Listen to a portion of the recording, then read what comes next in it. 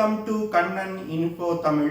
நம்ம இன்னைக்கு என்ன டாபிக் பார்க்க போறோம் அப்படின்னா, ரெண்டு முக்கியமான டிஃபென்ஸ் அப்டேட் இந்த வீடியோல பார்க்க போறோம். முதல் டிஃபென்ஸ் அப்டேட், சமீபத்துல இந்தியா நீர்மூழ்கி கப்பல்ல இருந்து ஏவக்கூடிய சப்மரீன் லான்ச் பாலிஸ்டிக் மிசைல்களை டெவலப் செய்யறதுக்கு அதிக முனைப்பு காட்டி வர்றாங்க. அந்த வகையில k-8 அப்படிங்கிற ஒரு அதிநவீன பாலிஸ்டிக் மிசைல இந்தியா தயாரிக்க இருப்பதா செய்திகள் வெளிவந்திருக்கு. இந்த k-8 மிசைல மட்டும் இந்தியா வெற்றிகரமா டெவலப் செஞ்சாங்கன்னா அக்னி 5 மிசைலை விட அதிநவீன மிசைலா இருக்கும் அப்படின்னு டிஃபென்ஸ் எக்ஸ்பர்ட் சொல்றாங்க. எதற்காக இந்தியா k-8 போன்ற அதிபயங்கர மிசைல்களை டெவலப் செய்யறாங்க? இந்த மிசைல்களோட செயல்திறன் மற்றும் சிறப்பு அம்சங்கள் என்ன?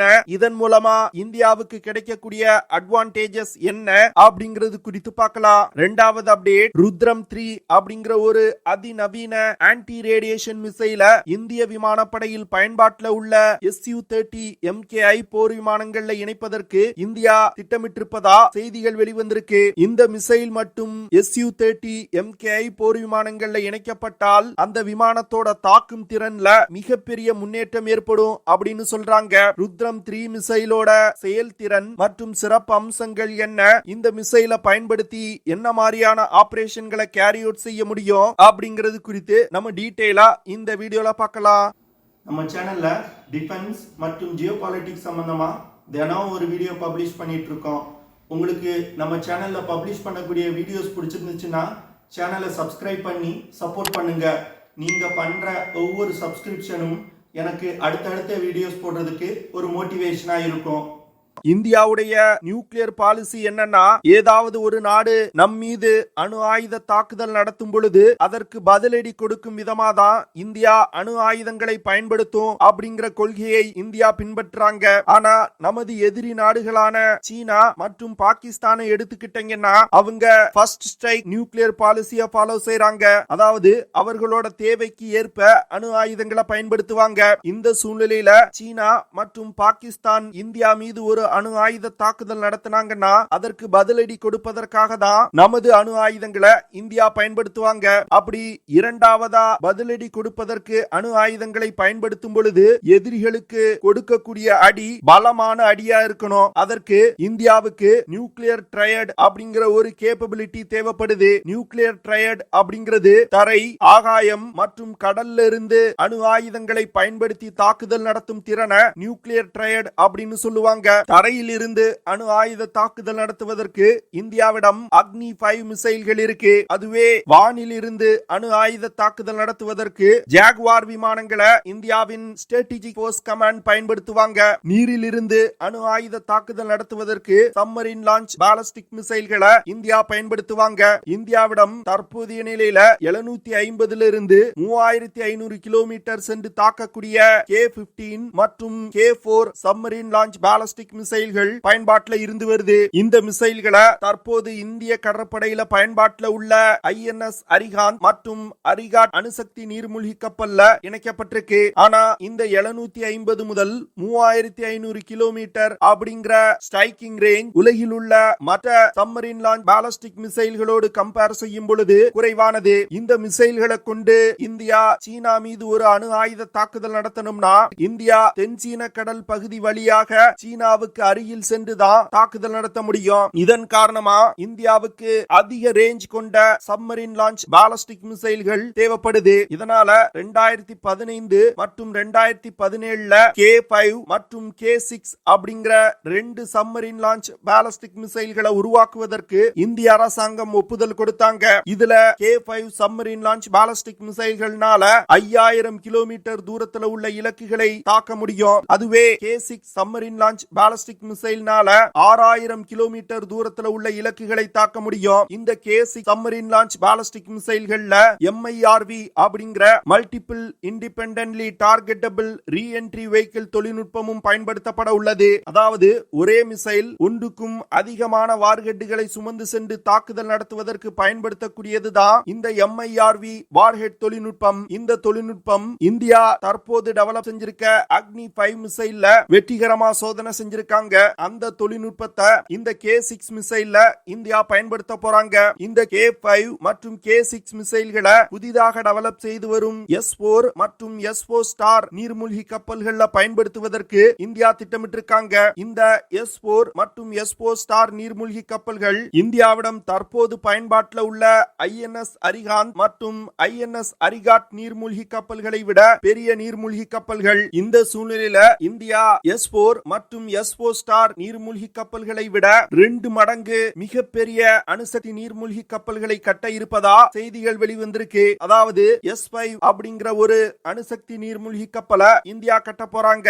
இந்த விஷயம் வெளிவந்தவுடன் இந்த S5 நீர்மூழ்கி கப்பல்கள்ல பயன்படுத்துவதற்கு k-8 அப்படிங்கிற ஒரு அதிபயங்கர சப்மரீன் லான்ச் பாலிஸ்டிக் மிசைல இந்தியா டெவலப் செய்து வருவதா செய்திகள் வெளிவந்திருக்கு. அதாவது இந்த k-8 சப்மரீன் லான்ச் பாலிஸ்டிக் மிசைல்கள் தற்போது இந்தியா டெவலப் செய்து வரும் K5 மற்றும் K6 மிசைல்களை விட 2 மடங்கு அதிக தாக்குதல் வரம்பு கொண்டதா இருக்க போகுது. அதாவது கிட்டத்தட்ட 10,000 கிலோமீட்டருக்கும் அதிகமான தூரத்தில் உள்ள இலக்குகளை இந்த மிசைல பயன்படுத்தி தாக்க முடியும். தற்போதைய நிலையில இந்தியாவுடைய நியூக்ளியர் ட்ரையட் கேப்பபிலிட்டியில சப்மரீன் லான்ச் பாலிஸ்டிக் மிசைலோட தாக்குதல் தூரம் தான் கொஞ்சம் குறைவா இருக்குது. இப்போ இந்த K-8 சப்மரீன் லான்ச் பாலிஸ்டிக் மிசைல இந்தியா டெவலப் செய்யறதுனால இந்தியாவின் அந்த குறைபாடு நீக்கப்படும். இந்தியா இப்போ அதிகமா சப்மரீன் லான்ச் பாலிஸ்டிக் மிசைல்கள்ல கவனம் செலுத்துவதற்கு முக்கியமான காரணம் என்னன்னா நியூக்ளியர் ட்ரையட் கேப்பபிலிட்டியில ரொம்பவும் முக்கியமானது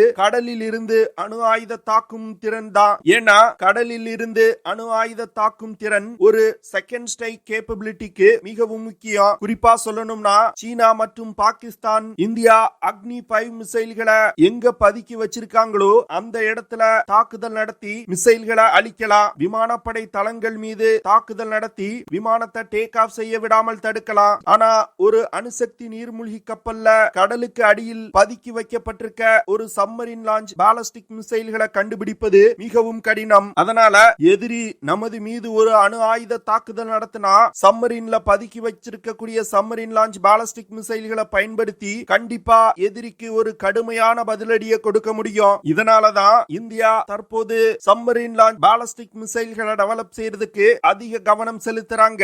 இந்த K-8 மிசைல்னால இந்தியாவுடைய அணு ஆயுத தாக்கும் திறன் மிகப்பெரிய அளவுல அதிகரிக்கும். இந்தியாவின் நியூக்ளியர் ட்ரையட் கேப்பபிலிட்டி வலிமையானதா இருக்கும். இதனால எதிரிகள் நமது மீது தாக்குதல் நடத்துவதற்கு யோசனை செய்வாங்க. இந்த விஷயத்தை தான் ஃபியூச்சர்ல இந்தியா செய்ய முயல்றாங்க. அடுத்த அப்டேட், இந்திய விமானப்படையில் பயன்பாட்டில் உள்ள ஃப்ரண்ட் லைன் ஃபைட்டர் ஜெட் விமானமான Su-30 MKI போர் விமானத்துல ருத்ரம் 3 அப்படிங்கிற ஒரு அதிநவீன மிசைல இந்தியா இணைக்க போறாங்க. இதற்கான வேலைகளை இந்திய விமானப்படை தொடங்கிட்டதா செய்திகள் வெளிவந்திருக்கு. இந்த ருத்ரம் 3 மிசைல் ஒரு air to ground anti radiation missile. இந்த மிசைல பிரத்யேகமா எதிரிகளோட ரடார் சிஸ்டம், ஏர் டிஃபென்ஸ் சிஸ்டங்கள், கம்யூனிகேஷன் சென்டர்ஸ் போன்றவற்றை தாக்கி அழிப்பதற்கு பயன்படுத்துவாங்க. அதாவது எதிரிகளோட ரடார்கள்ல இருந்து ரடார் சிக்னல்ஸ் வரும். அந்த சிக்னல் எந்த இடத்துல இருந்து வருது அப்படிங்கறத இந்த மிசைல்கள் கண்டுபிடித்து எதிரிகளோட ரடார் சிஸ்டத்தை முதல்ல தாக்கி அழிக்கும். இந்த மிசைல்கள் சிட் அப்படின்னு சொல்லக்கூடிய suppression of enemy air defence அப்படிங்கிற ஆபரேஷன்களுக்கு அதிகமா பயன்படுத்துவாங்க. இந்த சிட் ஆபரேஷன் யுத்தத்தோட தொடக்கத்துல செய்யக்கூடிய ஆபரேஷன். அதாவது இரு நாடுகளுக்கும் இடையில் போர் மூழும் பொழுது இரு நாடுகளும் தங்களுடைய ஏர் டிஃபென்ஸ் சிஸ்டங்களை டிப்ளாய் செய்து ரொம்ப அலர்ட்டா இருப்பாங்க. அந்த சூழ்நிலையில ஏர் டிஃபென்ஸ் சிஸ்டம் மற்றும் ரடார்களை தாக்கி அழிக்கணும்னா ருத்ரம் 3 போன்ற ஆன்டி ரேடியேஷன் மிசைல்களை பயன்படுத்துவாங்க. ருத்ரம் 3 ஆன்டி ரேடியேஷன் மிசைல்னால அதிகபட்சமா 550 கிலோமீட்டர் தூரத்துல உள்ள இலக்குகளை மிக துல்லியமா தாக்க முடியும். அது மட்டும் இல்லாம இந்த மிசைல்னால மாக் 5 அப்படிங்கிற வேகத்துல பறந்து சென்று இலக்கை தாக்க முடியும். அதாவது ஒலியின் வேகத்தை விட 5 மடங்கு வேகமா சென்று இலக்கை தாக்கும். ஒலியின் வேகத்தை விட 5 மடங்கு வேகம் அப்படிங்கிறது ஹைப்பர்சானிக் வேகம். இதனால எந்த ஒரு ஏர் டிஃபென்ஸ் சிஸ்டத்தாலும் இந்த மிசைல்களை தடுக்கவே முடியாது. இதன் காரணமாக தான் எதிரிகளோட ஏர் டிஃபென்ஸ் சிஸ்டங்களை தாக்கி அழிப்பதற்கு இந்த மிசைல்களை பயன்படுத்துறாங்க. ருத்ரம் 3 மிசைல்னால 200 கிலோகிராம் எடை கொண்ட வெடிப்பொருட்களை சுமந்து சென்று தாக்குதல் நடத்த முடியும். இந்த மிசைல இலக்கை நோக்கி வழி நடத்துவதற்கு initial navigation system plus passive radar homing system இணைக்கப்பட்டிருக்கு. அடுத்து மிசைலோட இறுதி கட்டத்துல ஆக்டிவ் ரடார் ஹோமிங் சிஸ்டமும் ஆக்டிவேட் செய்யப்படும். இதனால இந்த மிசைல்கள் இலக்கை கண்டுபிடித்து மிக துல்லியமான தாக்குதல்களை நடத்தும். இந்த மிசைலோட அக்யூரசி 5 மீட்டர், அதாவது இந்த மிசைலோட சர்க்குலர் எரர் ப்ராபபிலிட்டி 5 மீட்டர், அதாவது டார்கெட்ல இருந்து 5 மீட்டர் சுற்றளவுக்குள் இந்த மிசைல்கள்னால மிக துல்லியமான தாக்குதல்களை நடத்த முடியும். இந்த மிசைல டிசைன் செய்தது DRDO. ருத்ரம் 3 மிசைல மேனுஃபேக்சர் செய்யறது பாரத் டைனமிக் லிமிடெட் நிறுவனம். ருத்ரம் 3 மிசைல் போன்ற ஆன்டி ரேடியேஷன் மிசைல்கள் Su-30 MKI போர் விமானத்துல இணைக்கப்படுவது அந்த விமானத்தோட லாங் ரேஞ்ச் ஸ்ட்ரைக்கிங் கேப்பபிலிட்டிய மிகப்பெரிய அளவில் அதிகரிக்கும். இது ஒரு யுத்த நேரத்துல இந்தியாவுக்கு சிட் ஆபரேஷனை கேரி அவுட் செய்வதற்கு மிகப்பெரிய அளவில் உதவி செய்யும். Su-30 MKI போர் விமானத்துல மிசைல்ஸ், பாம்ஸ் போன்றவற்றை எடுத்து Su-30 MKI போர் விமானத்துல மிசைல்ஸ், பாம்ஸ் போன்றவற்றை எடுத்து செல்வதற்கு பாம் ராக்ஸ் இருக்கு. அந்த ராக்ஸ்ல இந்த ருத்ரம் 3 மிசைலை எடுத்து செல்வதற்கு சில முக்கியமான மாற்றங்களை இந்தியா செய்றாங்க. அது மட்டும் இல்லாம இந்த ருத்ரம் 3 மிசைல்களை இணைப்பதற்கு Su-30 MKI போர் விமானத்துல பயன்படுத்தப்படும் மிஷன் கம்ப்யூட்டர்லையும் சில முக்கியமான மாற்றங்களை செய்றாங்க. ருத்ரம் 3 போன்ற அதிபயங்கர மிசைல் இந்தியாவின் ஃப்ரண்ட்லைன் ஃபைட்டர் ஜெட் விமானமான Su-30 MKI போர் விமானத்துல இணைக்கப்படுவது இந்தியாவுடைய தாக்கும் திறனை மிகப்பெரிய அளவில் அதிகரிக்கும். இதனால வரும் காலத்துல சீனா மற்றும் பாகிஸ்தானோடு ஒரு யுத்தம் ஏற்பட்டால் இந்த மிசைல்களை பயன்படுத்தி தான் இந்தியா எதிரிகளோட air defence system, radar system, communication centres போன்றவற்றை தாக்கி அளிப்பாங்க. தற்போதுதான் இந்தியாவை பொறுத்தமட்டில் தற்போதைய நிலையில இந்தியா மற்றும் சீனாவுக்கு இடையே லைன் ஆஃப் ஆக்சுவல் கண்ட்ரோல் பகுதியில இன்னும் ஸ்டாண்ட் ஆஃப் நடந்து வந்துகிட்டு இருக்கு. அதனால தன்னுடைய ஆபரேஷனல் ரெடினஸ் அதிகப்படுத்துவதற்கு இந்திய விமானப்படை தொடர்ந்து பல வேலைகளை செஞ்சு வந்துகிட்டு இருக்காங்க. அதன் ஒரு பகுதி தான் இந்த ருத்ரம் 3 மிசைல Su-30 MKI போர் விமானத்தில் இணைப்பது. ஓகே ஃப்ரெண்ட்ஸ், நம்ம வீடியோவோட நிறைவு பகுதிக்கு வந்துட்டோம். இதெல்லாம் தான் நான் உங்ககிட்ட ஷேர் பண்ணணும் அப்படின்னு நினைச்ச விஷயங்கள். ஐ ஹோப் நான் ஷேர் பண்ண விஷயங்கள் உங்களுக்கு பிடிச்சிருக்கும்னு நினைக்கிறேன். அப்படி பிடிச்சிருந்துச்சுன்னா ஷேர் பண்ணுங்க, லைக் பண்ணுங்க, கமெண்ட் பண்ணுங்க, மறக்காம நம்ம சேனலுக்கு சப்ஸ்கிரைப் பண்ணுங்க. See you in the next video. Jai Hind.